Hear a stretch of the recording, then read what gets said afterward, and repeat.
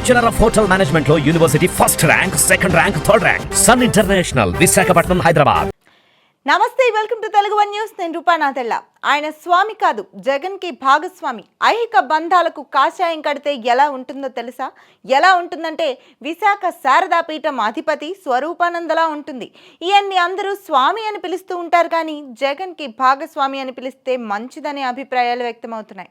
2014లో చంద్రబాబు నాయుడు అధికారంలోకి వచ్చినప్పుడు ఈ స్వామి గారు జగన్ మీద భక్తితో చంద్రబాబును విమర్శిస్తూనే ఉండేవారు.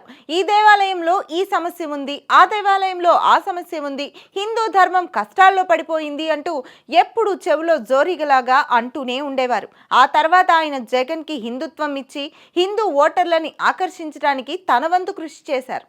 జగన్ అధికారంలోకి వచ్చిన తర్వాత స్వరూపానందని బాగానే చూసుకున్నారు.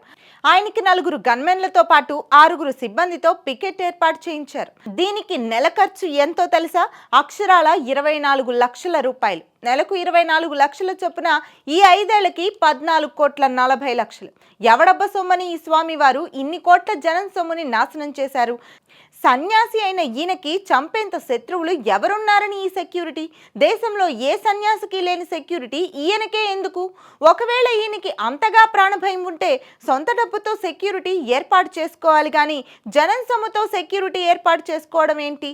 వడ్డించేవాడు మనవాడే కదా, తేరగా సెక్యూరిటీ వస్తోంది కదా అని జనం సొమ్ముని కరిగించేశారు. స్వామిలా ఉండాల్సిన ఈ పెద్ద మనిషి జగన్ చేసే దుబారా ఖర్చులో ఈయన కూడా భాగస్వామి అయ్యారు. గురువే గుళ్ళో లింగాలు మింగేవాడైనప్పుడు శిష్యుడు గుడినే మింగకుండా ఉంటాడా? స్వరూపానంద జగన్ విషయంలో ఇదే జరిగింది కదా.